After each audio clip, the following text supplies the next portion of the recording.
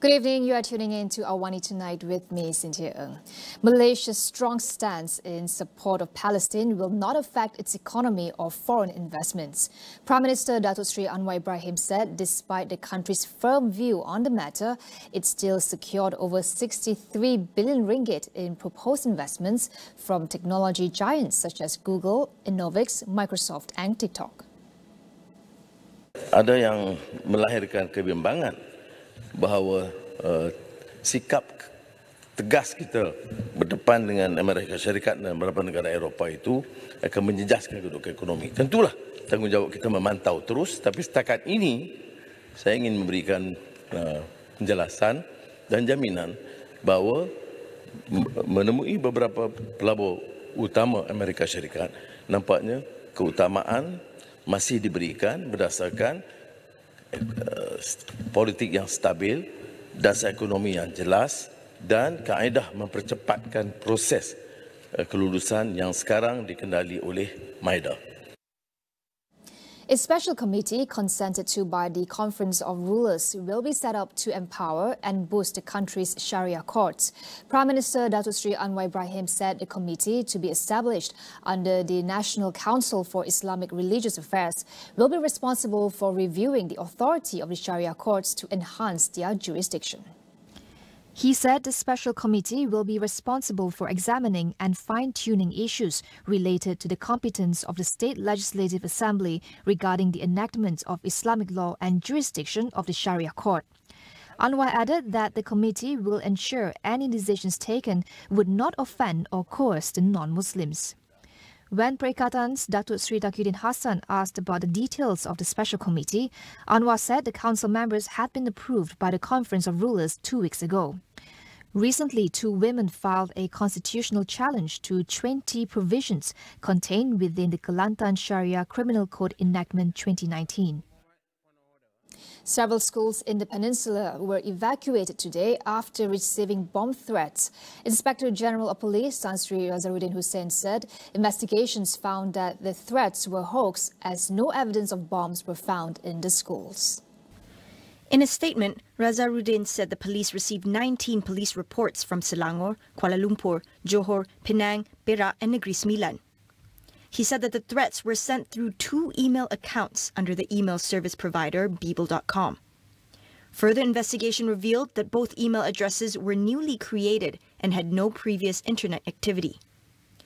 Razaruddin added that the content of the email was originally in English and had been translated into Malay using an application.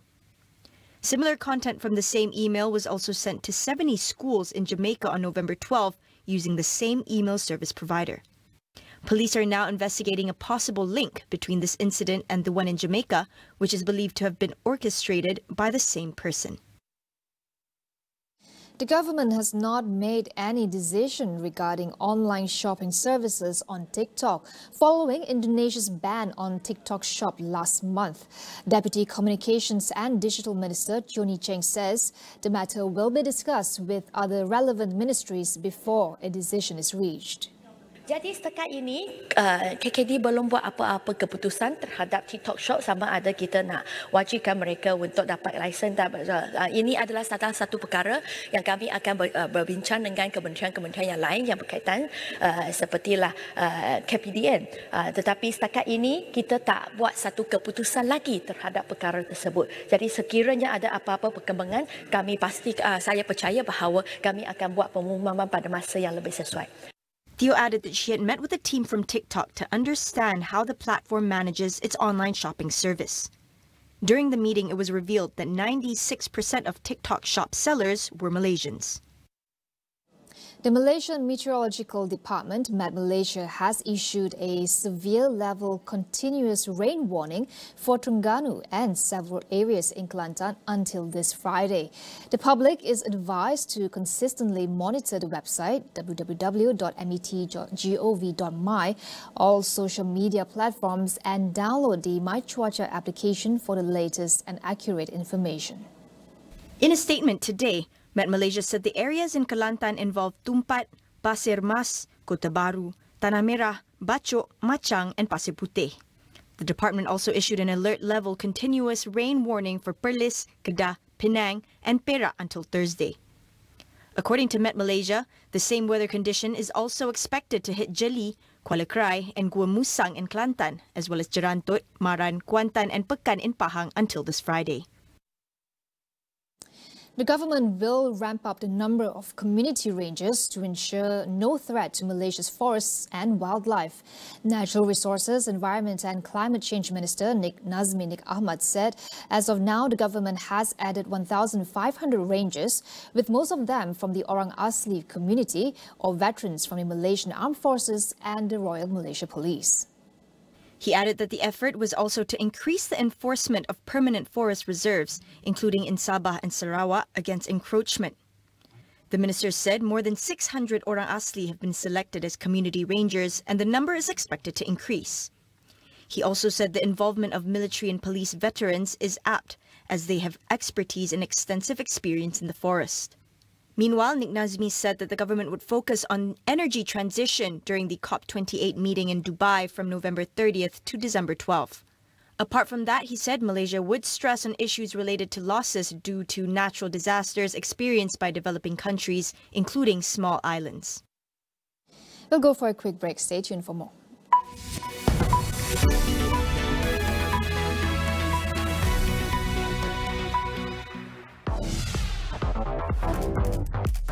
Satu pencarian, dua juara.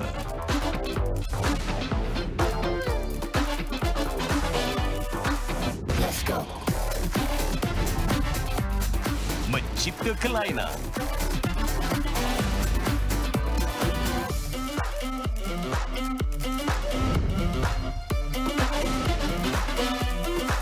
Let's go. Cabaran demi cabaran.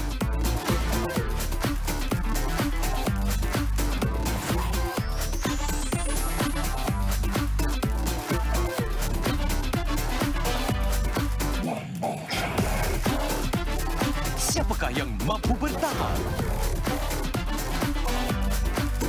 Julung Gali, 8 hero, 8 dewi digabungkan untuk menjadi bintang Hero Dewi Remaja. Jumaat 10 malam di Astro dan On Demand.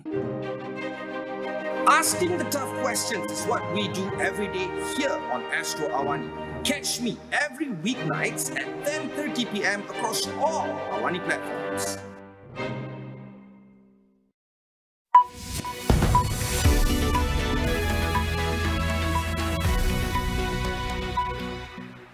Welcome back. Hamas officials, led by Ismail Haniyeh, are reportedly in discussions for a truce agreement with Israel after weeks of conflict in the Gaza Strip.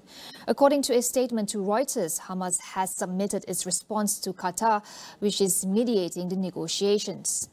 There were no further details from the statement, but the deal is expected to include a ceasefire, arrangements for delivery of aid into Gaza, and the transfer of the injured to other countries for treatment. It could also see Hamas returning hostages in exchange for the release of Palestinians held by Israel. As of now, there has been no response from Israel. In the midst of these developments, intermittent shooting has been reported at Gaza's Indonesian hospital, where 500 patients remain inside. Palestinian news outlets have also reported that 17 people were killed in Israeli strikes on the Nuseirat refugee camp. Calls for boycotts of companies and products linked to Israel have gained momentum around the world. But just how effective can the boycott, divestment and sanctions BDS movement be in pressuring the Israeli government to comply with international law and end its atrocities against Palestinians? Dr. Feroz Ali of the Asia Middle East Center for Research and Dialogue discusses how Malaysia can take action in this regard. I think Malaysia need to promote BDS, boycott, divest and sanction. It is very important. Currently at this juncture, BDS is only being promoted by grassroots organizations, by NGOs in Malaysia, Indonesia and perhaps other countries. Now, the Malaysian government need to galvanize boycott officially as one of its tools to pressure Israel. And one way is to recognize BDS as a formal movement for the cause of Palestinians. Now, that is one aspect of it. The another aspect which I would like to emphasize is from a long-term perspective. Malaysia need to lobby ASEAN members to realign its economic priorities with the BRICS, with Brazil, Russia, India, China, and South Africa economies. Now, BRICS is interesting because not only it is a big market with potential buyers of our goods and services, but also BRICS allow other countries to trade their products and services in their own currency. In the long term, Dr. Farouz says de-dollarization, or the reduction of dependence on the US dollar as the main reserve currency, could alter the geopolitical landscape, challenging the traditional dominance of the West. So when we are able to actually do that, we will sort of like start to avoid using US dollar as the main intermediary currency for exchange of goods, which further would devalue United States and potentially will make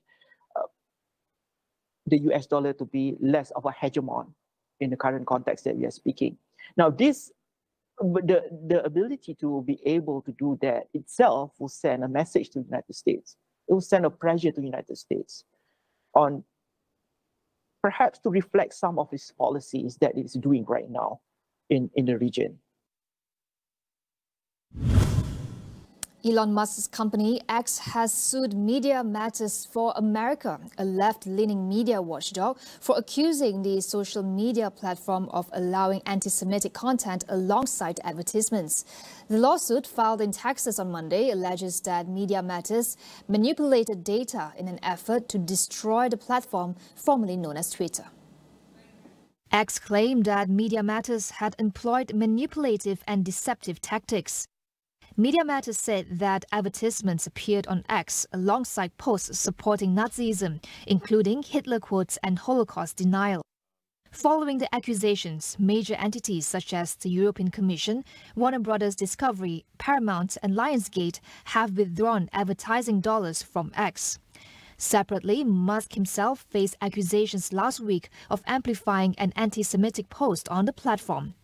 Founded in 2004, Media Matters is known for its criticism of conservative commentators and media outlets. In India, a camera has captured footage of 41 workers trapped in a tunnel in the northern Uttarakhand state for the first time in 10 days. The video was filmed using an endoscopic camera that was slipped inside a new pipe drilled into the tunnel. Rescuers also used the pipe to give the workers their first hot meal in days. Up until that point, they had been sustaining themselves on snacks dispatched through a more narrow pipe inserted earlier. The tunnel under construction collapsed following a landslide on the morning of November 12th.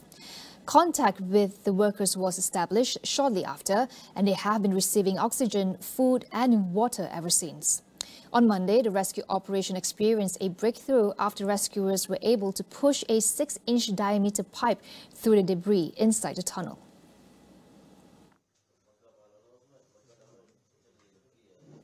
The planet is on track to warm by nearly 3 degrees Celsius this century, according to a recent United Nations analysis.